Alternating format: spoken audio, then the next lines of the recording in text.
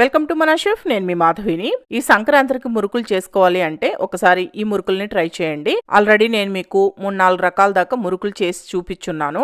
ఉట్టి మినప్పిండితో చేసి చూపించాను, అలాగే మినప్పిండి పుట్నాల పిండి వేసి చూపించాను, పుట్నాల పిండి ఒక్కటే వేసి చూపించాను. ఈ రోజు నేను మీకు మినపప్పుని ఉడికించి మురుకులు ఎలా చేసుకోవాలో చూపిస్తాను. ఇవి కూడా క్రిస్పీగా చాలా బాగుంటాయండి. ఈ సంక్రాంతికి మీరు మురుకులు చేసుకోవాలి అంటే ఒకసారి ఈ విధంగా కూడా చేసి చూడండి. మరి ఎలా చేయాలో చూపిస్తాను రండి. ఈ మురుకుల్ని మినప్పప్పు ఉడికించుకొని చేసుకుంటాము. అందుకోసంగా మినప్పప్పుని నేను కుక్కర్లోకి 2 కప్పుల దాకా తీసుకుంటున్నాను. 2 కప్పులు మినప్పప్పు అంటే 400 గ్రాములండి. అంటే 1 కప్పు మినప్పప్పు వచ్చి 200 గ్రాముల దాకా ఉంటుందన్నమాట. ఇలా తీసుకున్న మినప్పప్పుని ఒక 2 సార్లు నీట్గా కడగండి నీళ్లు పోసి.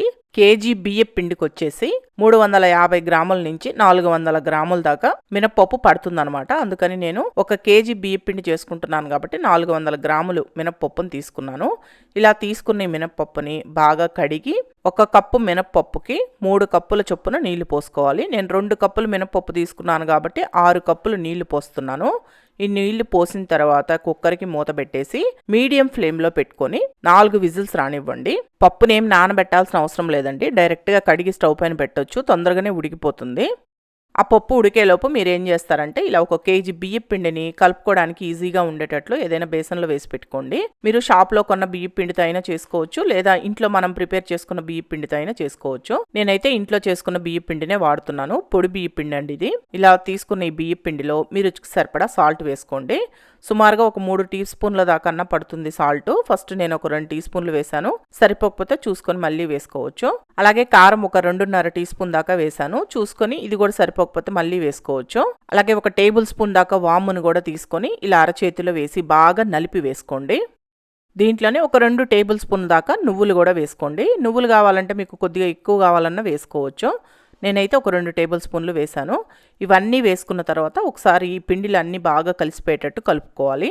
ఇలా పిండిలు అన్నీ బాగా కలిసిపోయేటట్టు కలుపుకున్న తర్వాత దీంట్లో ఒక 2 లేదా 3 టేబుల్ స్పూన్ల దాకా ఆయిల్ తీసుకొని ఈ ఆయిల్ని బాగా వేడి చేసి వేడి ఆయిల్ని ఈ పిండిలో వేసి కలుపుకోండి. ఒకవేళ ఆయిల్ వద్దు అనుకుంటే మీరు బటర్నైనా వేసుకోవచ్చు. బటర్ని బాగా వేడి చేసి వేసుకున్నా సరిపోతుంది. ఈ ఆయిల్ని వేసి ఆయిల్ అనేది పిండిలో బాగా కలిసిపోయేటట్టు మళ్ళీ కలుపుకోవాలి. ఇప్పుడు చూడండి, పిండిని ఇలా చేతితోటి ముద్ద చేస్తే ముద్దలాగా రావాలి. ఇలా కలుపుకున్నారంటే పిండిలో ఆయిల్ బాగా కలిసిపోయిందని అర్థం. ఇలా కలుపుకున్న తర్వాత ఈ పిండిని పక్కన పెట్టేసుకోండి. ఈలోపు మినపప్పు కూడా ఉడికిందండి. నేను మూత తీసి చూపిస్తున్నాను చూడండి. 4 విజిల్స్ వచ్చి ప్రెషర్ మొత్తం పోయిన తర్వాత మినపప్పు ఇలా మెత్తగా ఉడుకుంటుంది. కొద్దిగా నీళ్లు ఉంటాయి అడుగున, ఈ నీళ్ళను పారబోయేద్దండి. మినపప్పులో వేసి మనం అలాగే గ్రైండ్ చేసేసుకోవచ్చు. ఒకవేళ మీకు ఇలా మెత్తగా ఉడకలేదు అనిపిస్తే ఇంకొక విజిల్ ఎక్స్ట్రా రావడమండి, ఉడికిపోతుంది. ఇలా ఉడికిన మినపప్పుని కొద్దిగా ఆరనిచ్చేసి ఇలా మిక్సీ జార్లోకి తీసుకొని మెత్తగా గ్రైండ్ చేసుకోవాలి. నేను ఇక్కడ గ్రైండ్ చేసి చూపిస్తున్నాను చూడండి. ఈ విధంగా మెత్తటి పేస్ట్ లాగా రావాలన్నమాట. ఈ విధంగా వచ్చేటట్లు గ్రైండ్ చేసుకోవాలి. మీకు ఎక్కడ పలుకు అనేదే లేకుండా మెత్తగా అయ్యింది కదా, ఇలా గ్రైండ్ చేసుకోవాలి. నీళ్లు పోయొద్దు, మళ్ళీ నీళ్లు పోయకుండానే మెత్తగా వచ్చేటట్లు గ్రైండ్ చేసుకోండి. ఇలా గ్రైండ్ చేసుకున్న ఈ పేస్ట్ని మనం ముందుగా కలిపి పక్కన పెట్టుకున్న బియ్యం పిండి ఉంది కదా, ఆ బియ్యం పిండిలో వేసుకోండి. సేమ్ ఇదే విధంగా మిగిలిన పప్పును కూడా ఇదే మిక్సీ జార్లో వేసుకొని మళ్ళీ మెత్తగా గ్రైండ్ చేసుకొని ఆ పప్పును కూడా ఈ పిండిలో వేసుకొని కలుపుకోవాలి. నేను 2 సార్లుగా గ్రైండ్ చేసుకున్నానండి. మీరు కావాలంటే పిండి మొత్తాన్ని ఒకటేసారి గ్రైండ్ చేసుకుని వేసుకోవచ్చు. ఇలా మినప్పిండి మొత్తం వేసుకున్న తర్వాత బాగా కలిసేటట్టు కలుపుకోవాలి. ఇలా కలుపుకునేటప్పుడు మీకు ఉప్పు కారం అన్నీ కరెక్ట్గా సరిపోయే లేదా చూసుకోండి. ఒకవేళ సరిపోలేదు అనిపిస్తే కొద్దిగా ఉప్పు కారం కూడా వేసుకొని కలుపుకోండి.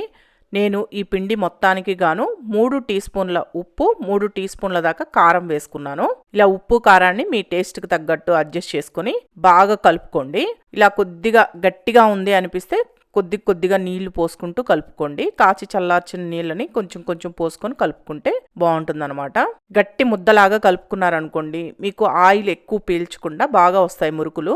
ఈ విధంగా ముద్దలాగా కలుపుకున్న తర్వాత మూత పెట్టి పక్కన పెట్టేసుకోండి. ఇప్పుడు ఏం చేస్తారంటే ఇలా మురుకుల గిద్దను తీసుకొని దీనికి లోపల వైపు కొద్దిగా ఆయిల్ అప్లై చేయండి. ఒకసారి ఆయిల్ రాస్తే చాలండి, మళ్ళీ రాయాల్సిన అవసరం లేదు.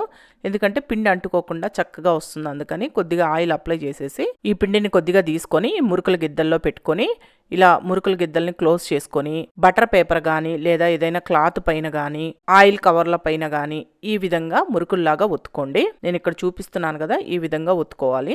ఇలా వద్దు అనుకుంటే మీరు డైరెక్ట్ గా ఆయిల్ అయినా ఒత్తుకోవచ్చు. ఇలా చేసుకుంటే ఏంటంటే మనకి చెయ్యి కాలకుండా గరిటెతోటి ఈజీగా ఉంటుంది. ఇలా ఒక 4-5 మురుకుల్ని చేసుకొని పక్కన పెట్టుకోండి. ఇప్పుడు బాండిల్లో డీప్ ఫ్రైకి సరిపడా ఆయిల్ పోసుకొని ఈ ఆయిల్ని బాగా కాగనివ్వండి. ఆయిల్ బాగా కాగిన తర్వాత మాత్రమే ఇలా గరిటెతోటి మురుకుని తీసుకొని ఆయిల్లో వేసుకొని వేయించుకోవాలి. ఆయిల్ బాగా కాగాలండి. సరిగా కాగలేదు అంటే మురుకుల ఆయిల్ని పీలుస్తాయి, అదొక్కటి గుర్తుపెట్టుకోండి. సరిగా వేగవు కూడా. అందుకని ఆయిల్ బాగా కాగిన తర్వాత మాత్రమే మురుకులు వేసుకొని వేయించుకోండి. మురుకులు వేసిన తర్వాత ఫ్లేమ్ని మీడియం ఫ్లేమ్లో పెట్టి వేగనివ్వండి. ఇలా ఒక సైడ్ వేగాయి అనుకున్న తర్వాత రెండో వైపుకు తిప్పుకొని వేయించుకోవాలి. ఇప్పుడు మురుకులు వేగాయి. ఈ మురుకులు వేగాయి అని మీకు ఎలా తెలుస్తుందంటే, మనం మురుకుల్ని ఫస్ట్ ఆయిల్లో వేసినప్పుడు బాగా నొరగొచ్చింది కదా, ఆ నొరగ మొత్తం పోతుందండి. ఆ నొరగ మొత్తం పోయి ఇలా ప్లెయిన్గా వస్తుంది. ఇలా వచ్చిన తర్వాత ఆయిల్లో నుంచి తీసేసేయండి. వేగుంటాయి మురుకులు. ఇలా వేగిన మురుకుల్ని తీసి ఏదైనా ప్లేట్లో వేసుకోండి. మళ్ళీ మీరు మురుకులు వేసుకునేటప్పుడు సెకండ్ టైము ఆయిల్ని మళ్ళీ కొద్దిగా కాగనిచ్చి తర్వాత మురుకులు వేసుకోండి. అప్పుడే బాగా క్రిస్పీగా వేగుతాయి అన్నమాట. సేమ్ ఇదే విధంగా మిగతా మురుకులన్నింటినీ చేసుకోండి. అంతే అండి, మినప్పప్పుతోటి మురుకులు ఈ విధంగా చేసుకోవచ్చు. ఈ సంక్రాంతికి మీరు మురుకులు చేసుకోవాలి అంటే ఒకసారి ఈ ప్రాసెస్లో ట్రై చేసి చూడండి.